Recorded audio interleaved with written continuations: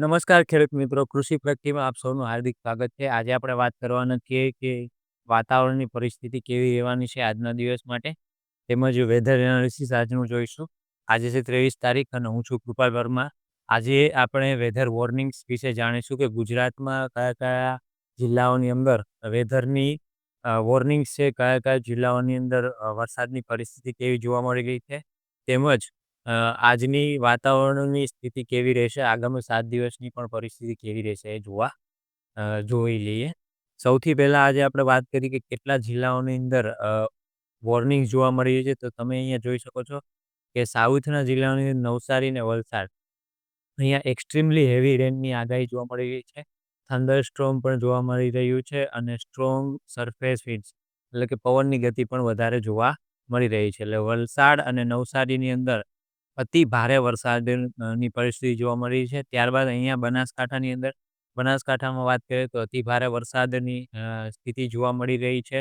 તેમજ પવનની ગતિ પણ વધારે જોવા મળી રહી છે.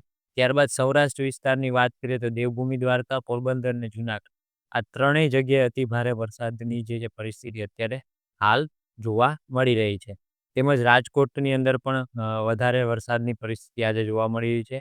અહીંયા વડોદરા અને નર્મદાની વાત કરીએ તો વડોદરા અને નર્મદામાં પણ વરસાદની પરિસ્થિતિ સારી જોવા મળી રહી છે અને છોટાઉદેપુરની અંદર પણ આપણે અહીંયા જોઈ શકીએ કે યલો અલર્ટ જોવા મળી રહ્યું છે.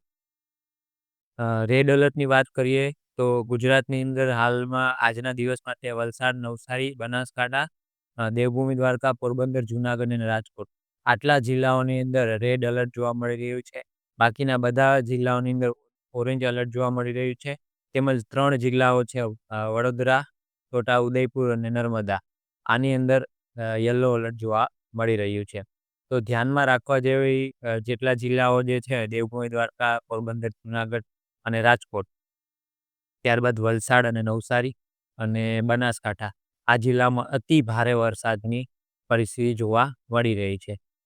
તેમજ બાકીના જિલ્લાઓની વાત કરીએ તો ગુજરાતના બાકીના જિલ્લાઓમાં ઓરેન્જ એલર્ટ છે એટલે કે વરસાદ ભારે જોવા મળી રહ્યો છે. તેમજ 3 જે છે જિલ્લાઓ વડોદરા, નર્મદા અને છોટાઉદેપુર એ જિલ્લાઓની અંદર યલો એલર્ટ જોવા મળી રહ્યું છે.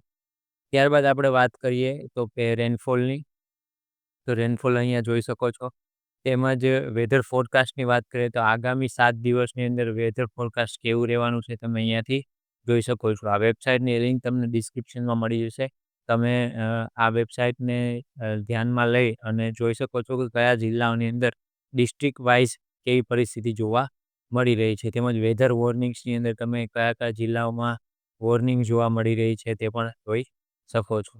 તો આજની થઈ ગઈ વેધરનું એનાલિસિસ. તારીખ આજે 23 છે. 23 તારીખનું વેધર એનાલિસિસ આપણે જોઈ લીધું. ફરીથી મળીશું ડેઇલી વિડીયો માટે વેધર એનાલિસિસ સાથે.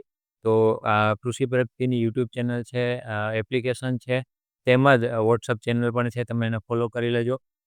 તેથી એમાં બધી જ પ્રકારની માહિતી અમે રેગ્યુલર અપડેટ કરીએ છીએ. તો ફરી મળીશું નવા વિડીયો સાથે, નવી માહિતી સાથે. તમારો આભાર.